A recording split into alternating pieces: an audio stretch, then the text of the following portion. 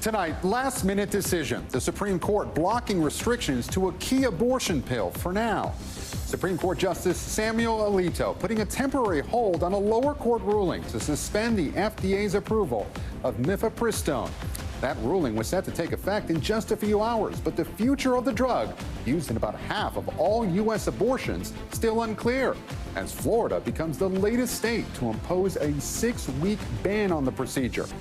Devastation across South Florida after historic rainfall in just 7 hours. First responders rushing to more than 1,000 rescues. Some communities still underwater. And Governor Ron DeSantis now facing criticism for leaving the state. Airmen charged.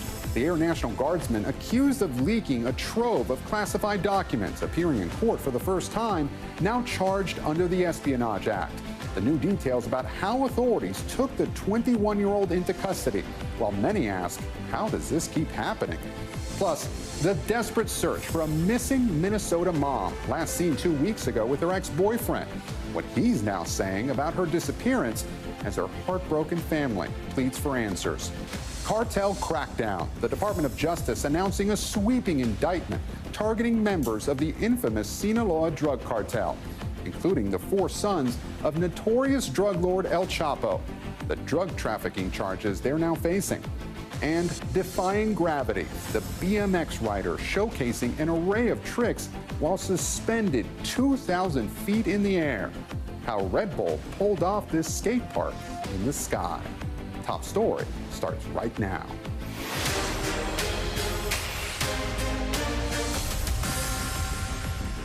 Good evening. I'm Gabe Gutierrez in for Tom Llamas. We begin with that abortion pill ruling blocked hours before it was set to take effect. The Supreme Court putting a temporary hold on that Texas ruling that could have jeopardized access to the key abortion drug mifepristone nationwide at midnight. Justice Samuel Alito issuing the administrative stay, which is now in effect until next Wednesday, while the High Court weighs how to proceed. The stay means patients can still get mifepristone by mail, upholding the status quo of the FDA's approval of the drug back in 2000. But the ongoing fight over the drug comes as Florida's Governor Ron DeSantis signed the state's 6-week abortion ban into law late last night. The move, the latest chapter in a growing battle within the Republican Party over abortion. Some potential presidential candidates praising DeSantis, while other Republicans fear it could hurt them at the ballot box. NBC News senior legal correspondent Laura Jarrett has been covering it all for us and leads us off tonight. Tonight, the U.S. Supreme Court moving quickly to block a federal judge from rolling back access to the abortion pill mifepristone, at least for now. Justice Samuel Alito handing down an order within hours of the Justice Department's emergency appeal that had warned of chaos and profound disruption if the High Court didn't step in. At issue in the case, a legal morass of complex FDA regulations over the drug that had recently been made easier to obtain. They attack medication that for 20 years the FDA ruled as being safe. But the advocacy groups and doctors that sued to ban the drug claim the FDA ignored safety risks. Those plaintiffs now have until Tuesday to submit their legal arguments to the justices. At the same time, access to abortion now largely cut off throughout much of the South. After the Supreme Court overturned Roe v. Wade, many women traveled to Florida for abortions. Show the bill passes. Now the state has banned anyone from seeking an abortion after 6 weeks of pregnancy, though the law won't go into effect right away. You just don't want women to have choice. Here we value life from conception to the casket. Governor Ron DeSantis signing the bill with a private gathering overnight, a far cry from the jubilant celebration he put on for a 15-week ban passed last spring, highlighting a rising tension within the GOP on the issue. As some are mindful of the public polling largely favoring abortion, other presidential hopefuls are leaning into their conservative base with eyes on 2024, including Senator Tim Scott, who spoke exclusively to NBC's Ali Vitale today.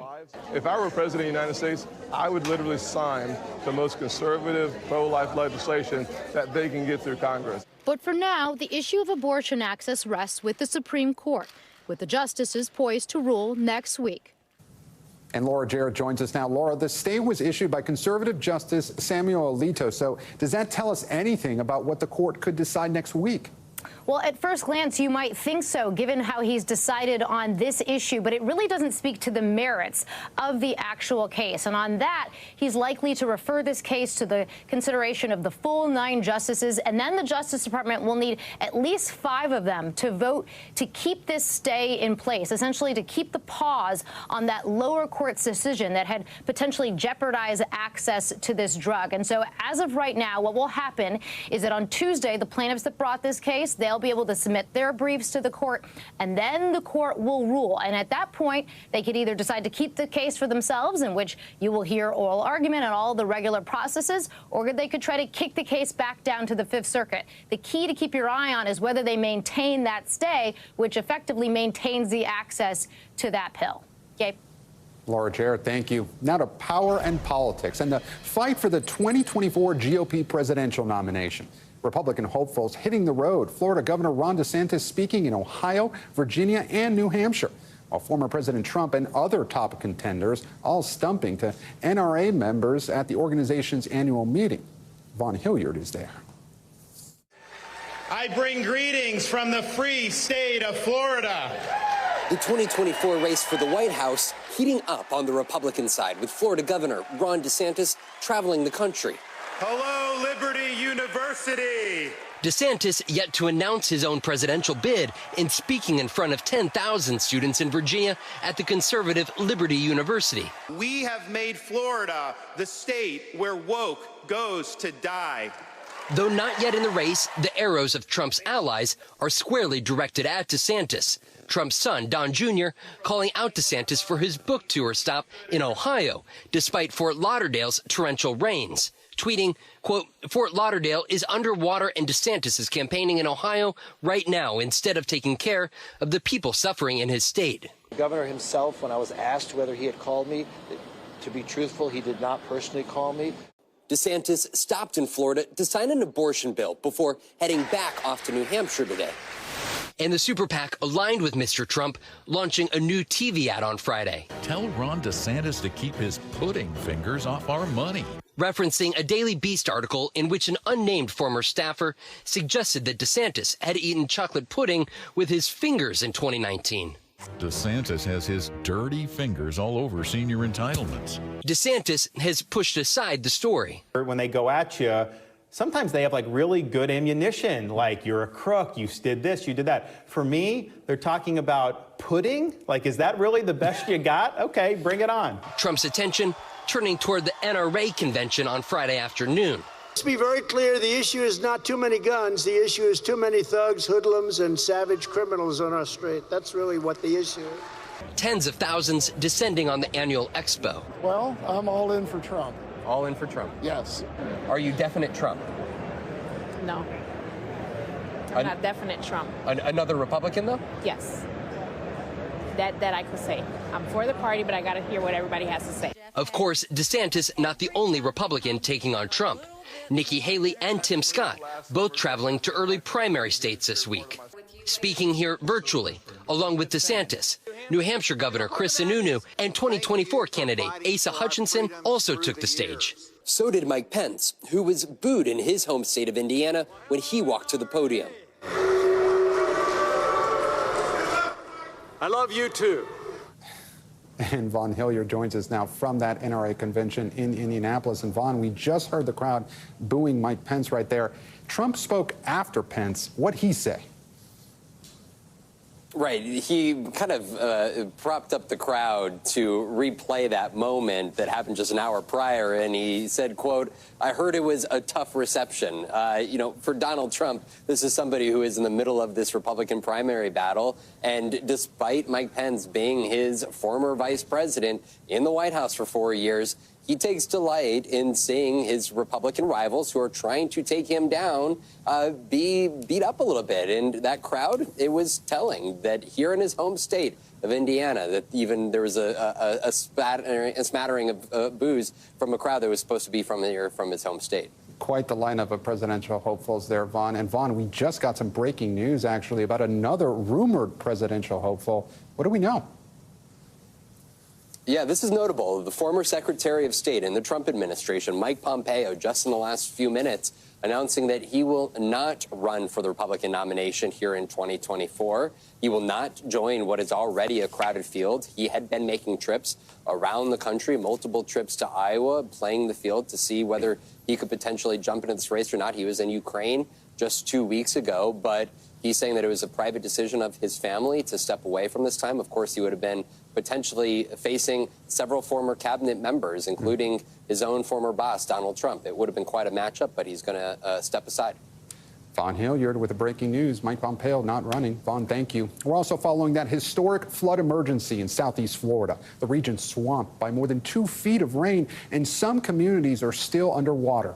Authorities fielding more than 1,000 calls for help during the disaster. Sam Brock is there for us.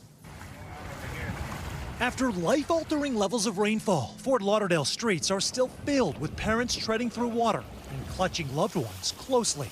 I've been here 22 years, so it's the first time I see this happen. The city counted more than 1,100 people who called for help. This is a disaster akin to a hurricane strike. I was scared for the family and everything else. Luis Alvarez says the torrential turn of events ruined 2 cars and trapped him inside his house for 2 days. Water come up the first step, second step, third step, and it kept going halfway. Signs of distress everywhere. We are a day and a half removed now from the main event here in Fort Lauderdale. There are still people wading through water in the streets. That's how bad it is.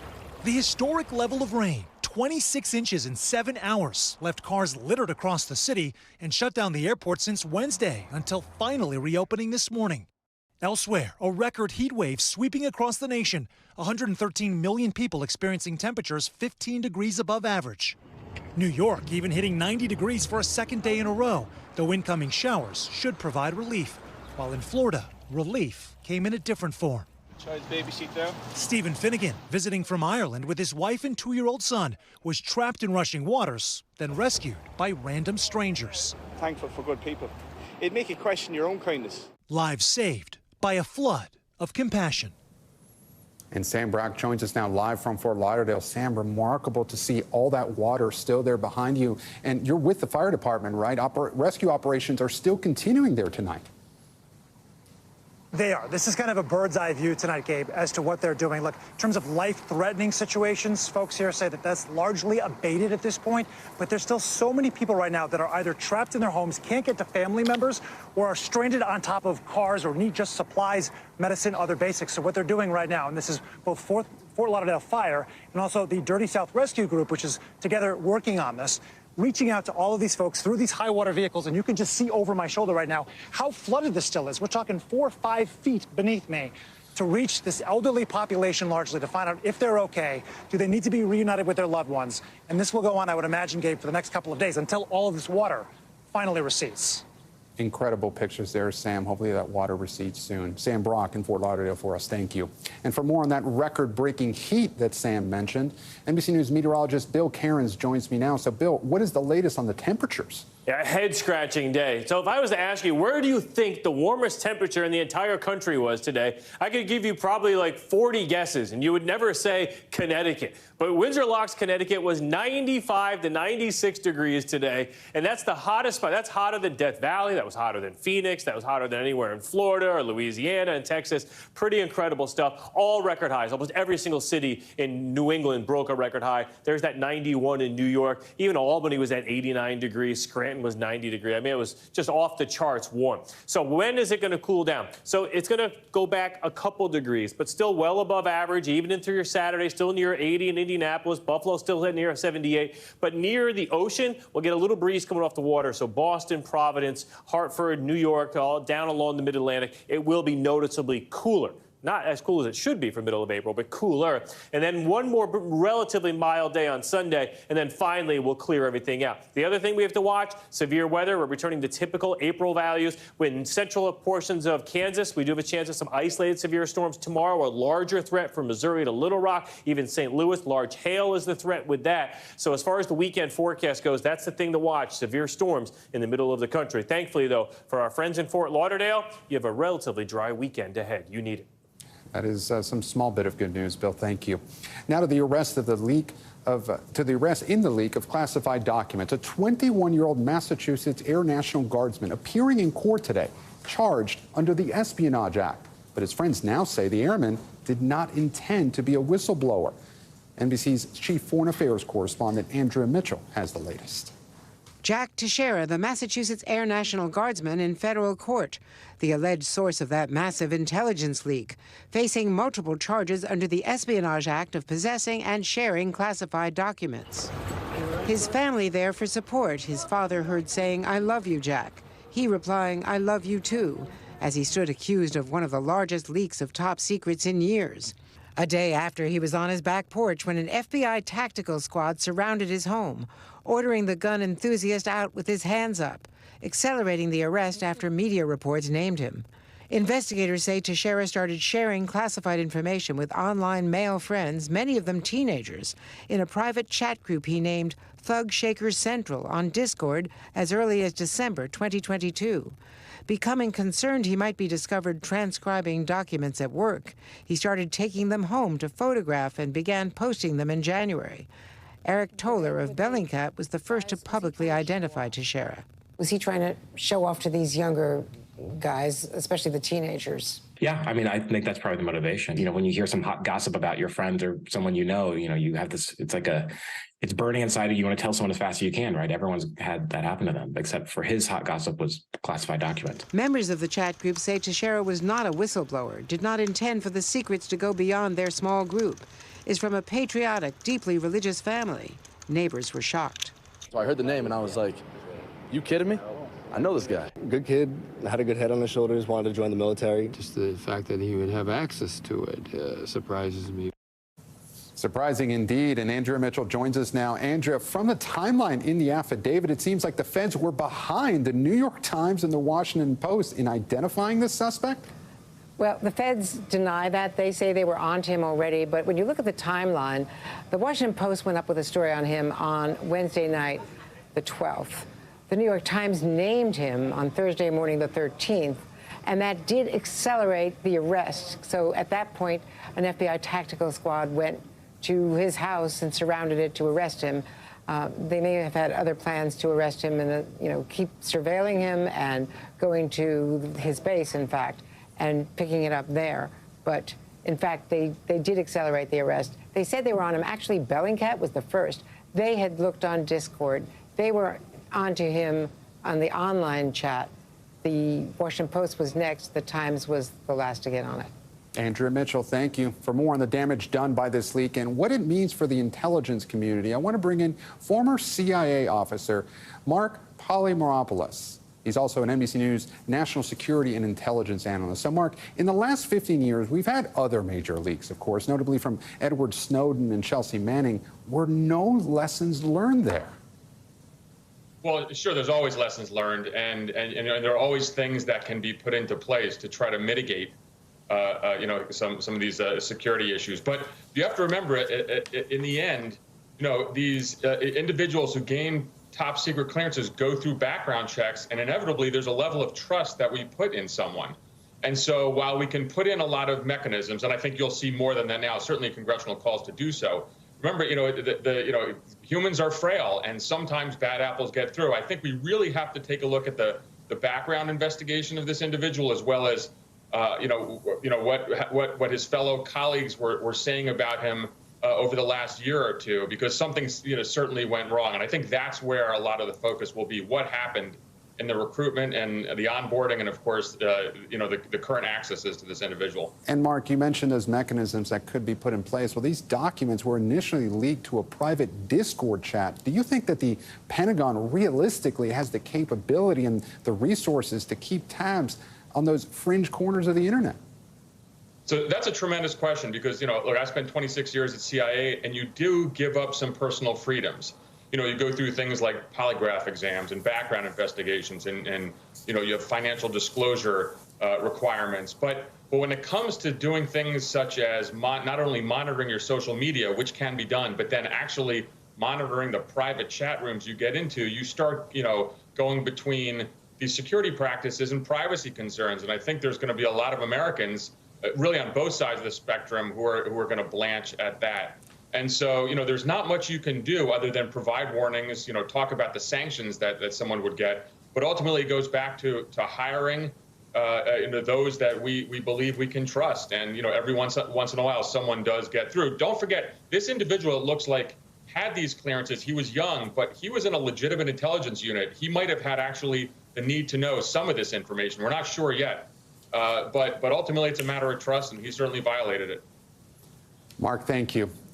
Turning now to the Department of Justice, announcing today charges against El Chapo's Sinaloa drug cartel, the largest and most influential violent fentanyl trafficking operation in the world. Now, among those caught up in the cartel crackdown, the sons of the infamous El Chapo. Julia Ainsley reports. Tonight, the Justice Department charging 28 individuals, including members of Mexico's powerful Sinaloa cartel and sons of the notorious drug lord Joaquin El Chapo Guzman, and a sprawling fentanyl traffic investigation. Today, the Justice Department is announcing significant enforcement actions against the largest, most violent, and most prolific fentanyl trafficking operation in the world. The indictments targeting every part of the fentanyl supply chain, from Chinese chemical companies to a broker in Guatemala and a weapons dealer in the U.S. Among those charged, 4 of El Chapo's children, Ivan Guzman Salazar, Alfredo Guzman Salazar, Ovidio Guzman Lopez, and Joaquin Guzman Lopez. Also known as the Chapitos, they're thought to have taken up operations of the cartel after their father's arrest. Attorney General Merrick Garland going on record with allegations of some of the cartel's more brutal tactics.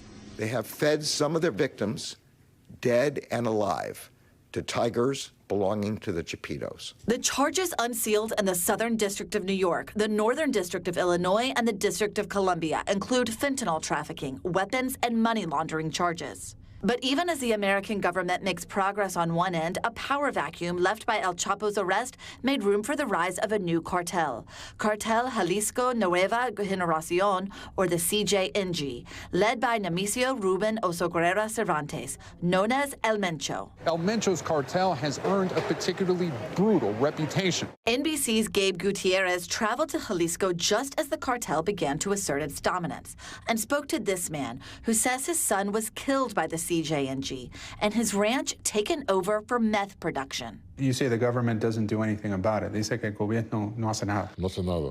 No, he says, the government can't handle them. In an effort to change that, the Biden administration also announcing its increasing cooperation with Mexico's federal government. Together, we renewed our commitment to working closely in the fight against fentanyl and firearms trafficking. A commitment that will be necessary since 3 of the 4 Chapitos charged are still at large. And Julia Ainsley joins us now from D.C. And Julia, how is this cooperation agreement between the U.S. and Mexico going to work? Well, Gabe, you know yourself, you made a cameo there in that piece, just how incredibly violent, what an uphill battle there is to climb between Mexican officials and the U.S. officials. We know that Mexican officials were here yesterday meeting with the Biden administration. They're trying to work out this deal where Mexico would share more information on fentanyl, where it's manufactured, and the forensic accounting is what I'm told exactly how this money is being shared throughout these cartels to help the U.S.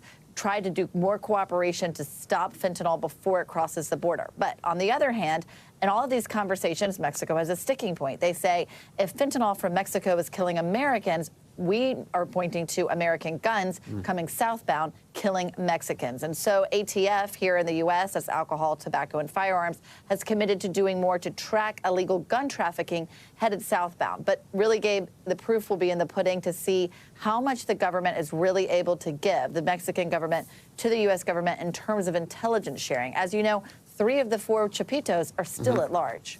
Yeah, that's right, Julia. As you know, a lot of tension in that political relationship for a very long time. Julia Ainsley, thank you. And still ahead tonight, the desperate search. A mother in Minnesota, last seen 2 weeks ago with her ex-boyfriend. What her sister told Top Story about the search and the latest statement made by that ex. Plus, the new video showing a semi-truck dangling off a 5-story overpass in Pittsburgh. What we're learning about the driver and what caused them to nearly go off that highway. And banning TikTok? Montana lawmakers just passing a bill that would block residents in the state from downloading the popular app. So is it expected to become law? The action the app is now taking. Stay with us.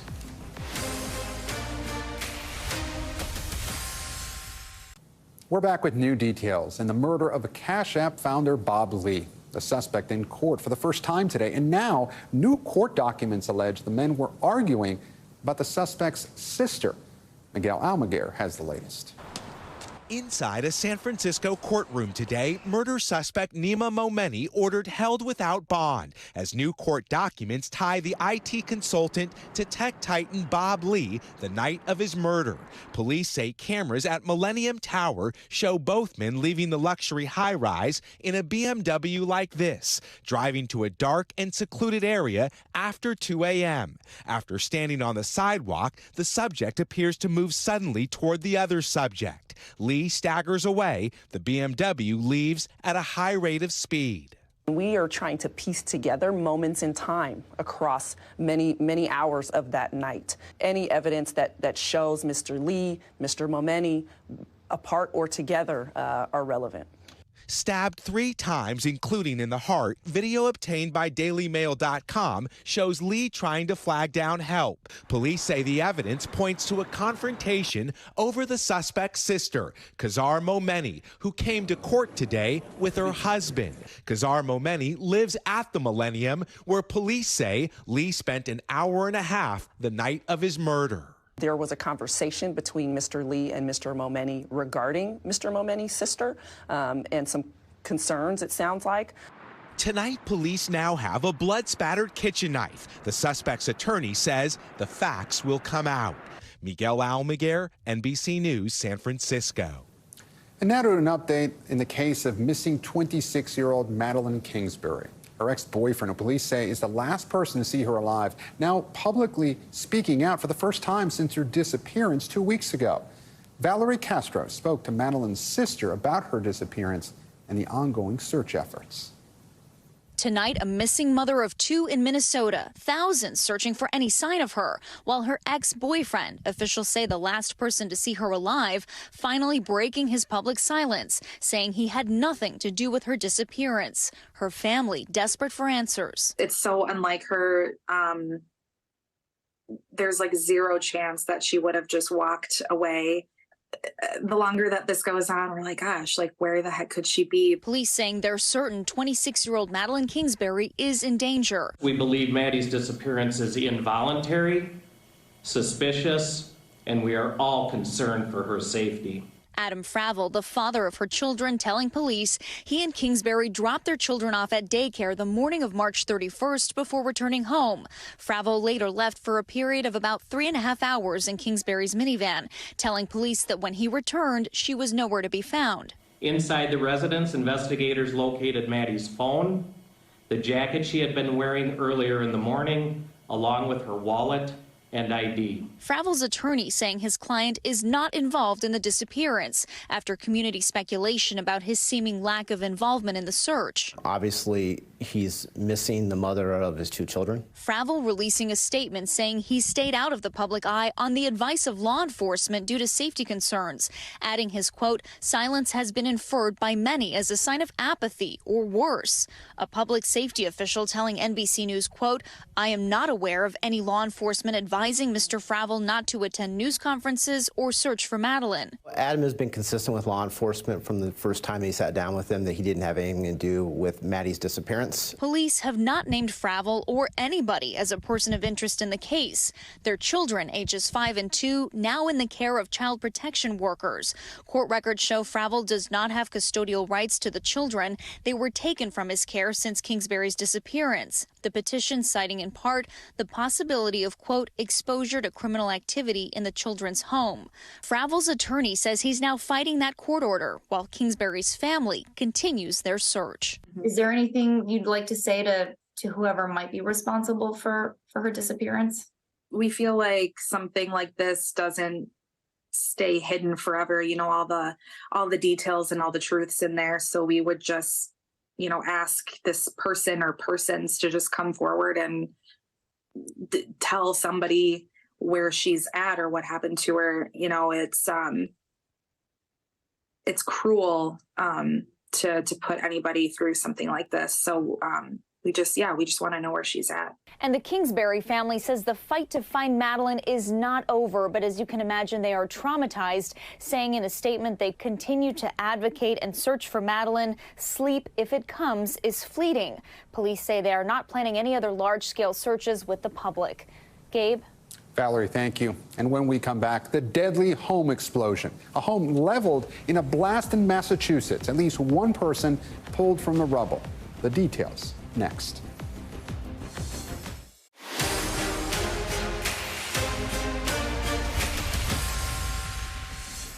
Back now with Top Stories news feed. We begin with a deadly home explosion in Massachusetts. Authorities say a 2.5-story home was leveled in a fiery blast. Crews working through the morning to put out the flames. Neighbors pulled a woman from the debris and she's now in stable condition at the hospital. However, her 79-year-old mother died. An investigation into the cause of the explosion is underway. An update tonight in the January shooting of a Virginia teacher by a 6-year-old student. Police formally arresting the student's mother, Deja Taylor, after she surrendered to authorities at the local jail. This coming after Monday's announcement she's facing charges of felony child neglect and a misdemeanor count of endangering a child by failing to properly store her gun. Police say the student used his mother's gun in the shooting. And a dramatic scene over Interstate 70 outside Pittsburgh. Chopper video showing a semi-truck dangling off a 5-story high highway overpass as crews work to pull it back onto the road. The crash dumping thousands of pounds of cardboard onto the ground below. The driver walked away from the collision with just scratches, but state police saying he will be cited for failure to control the truck along a curve. Montana lawmakers taking the furthest steps yet by a state government to restrict TikTok. The Montana House of Representatives passing a bill banning downloads of the popular app. That bill now on the governor's desk, and he is expected to sign it. The legislation does not ban use of TikTok for people who already have it downloaded. All this as federal lawmakers and even the Biden administration raise concerns about TikTok's parent company and its potential ties to the Chinese government. TikTok is vowing to try and prevent the bill from becoming law. And staying in tech news, and the latest features being rolled out by Twitter. Users who pay for a subscription to Twitter Blue can now tweet up to 10,000 characters. That's a major shift from the 280 character limit users have had for years. Subscribers can also tweet using bold and italic text formatting. Twitter expanding monetization as well. Users will now be able to pay for subscriber-only content from their favorite creators. And we turn now to the Americas and the latest on the children who were separated from their parents at the U.S. southern border. Officially, it's believed more than 5,000 children were intentionally separated during the Trump administration under the controversial zero-tolerance policy. But advocates now say that number is higher and includes children who were actually born in the U.S. NBC's Jacob Sobroff spoke with one of them. It was something horrible. Like I couldn't explain how he was feeling and I was feeling. It's the moment that haunted Juan Damian Tomas for years. And so they said to you what? We were going to get separated. After fleeing their home in Mexico, he and his father crossed the U.S. southern border in November 2018, hoping to declare asylum when they were picked up by the Border Patrol. He was just 14 years old. Juan Damian says his father was sent to jail in Colorado for 3 months before being deported. In the meantime, for Juan Damian, a heartbreaking choice. I have 3 options, actually. I have the foster care, a group home, or be adopted. There were none options to be my dad. Like thousands of other kids, Juan Damian was separated from his family at the southern border as part of the Trump administration's controversial zero-tolerance policy. He chose the group home, where he could be with other kids his age. Everyone was crying. It was around my age. They were like 16, 15. There was some like around 8 years old. There was a lot of kids there. Then, one final goodbye to his dad. He was crying the whole time, and I didn't want to cry because I don't want to make him more sad about it. And I told him I'll try my best to be good and everything. And I told him to not worry about me. Like I'm gonna see him one day, either way. One day I'll see him. Because I haven't seen him now about five years now. You haven't seen him since that moment? Since then, yeah. But Juan Damian is not undocumented. He's a U.S. citizen born in Alabama to parents who crossed the border illegally. Advocates say Juan Damian is one of hundreds of American kids who were also separated from their parents beyond the roughly 5,500 foreign-born children previously reported, some of whom we saw firsthand at the time. People in here are locked up in cages, essentially what look like animal kennels. I don't know any other way to describe it. To this day, the exact number of American kids is still unknown. We don't know how many were living in all of the border areas of California, Arizona, Texas, New Mexico. Is it possible that they weren't keeping track at all? That is very possible. Paige Chan is the executive director of Together and Free, a nonprofit that hopes to track down and provide relief to what they say could be 1,000 U.S. citizen children separated from their parents by the Trump administration. The Biden administration has reunited over 600 foreign-born children with their families and is still working to reunite hundreds more. Chan says that number should be higher, but American kids aren't yet eligible for the same type of help. This finite group that you've discovered, U.S. citizen children with non-citizen parents, are not eligible to be reunited right now. Yes, only because no one even knew that these families were being separated. Juan Damian lived in 3 different group homes in Arizona before attending high school in Los Angeles. He's now 20, working at Burger King, and has enrolled in community college. He hopes a federal court will order the Biden administration to provide relief to him and other U.S. citizen children separated from their parents by the Trump administration, and help bring him one step closer to his dream, his family reunited, living together with him in the City of Angels. I don't think many people would be able to do what you're doing right now, to share your story. How do you do it? Well, I do it for my parent family. Actually, I do it for my law firm family because I know they feel the way they're not here. I still feel their love. They never give up on me. Either way, they're not here. And it doesn't sound like you're giving up on them either. No, I'm never gonna give up on them. Jacob Soboroff, NBC News. And when we come back, France's pension ruling. The country's high court approving a controversial increase to the national retirement age after weeks of violent protests. How the nation is reacting. Next. Back now with Top Stories Global Watch and a new report on the number of children crossing the dangerous Darien Gap. According to UNICEF, nearly 10,000 minors have tried to cross the 37-mile lawless jungle between Colombia and Panama in the first 2 months of 2023. That is 7 times higher than the same period last year. The UN also says as many as 400,000 people could make the crossing this year. And a major development in France, the country's constitutional council approving an unpopular plan to raise the retirement age to 64. Demonstrations erupting again today in France. As we've reported, the legislation has sparked mass protests across the country for 3 months. In Paris, authorities say at least 30 fires were started and more than 100 people were arrested today. And this next story is not for those afraid of heights. Take a look at this. BMX rider and Red Bull rider Chris Kyle doing several tricks on a skate park that is suspended 2,000 feet in the air. The BMX Bowl being flown using one of the world's largest hot air balloons. The Scottish athlete waited 11 months for the perfect conditions to do the stunt, but he was successful in proving the sky is the limit. And thank you so much for watching Top Story. For Tom Llamas, I'm Gabe Gutierrez in New York. Stay right there. More news now is on the way.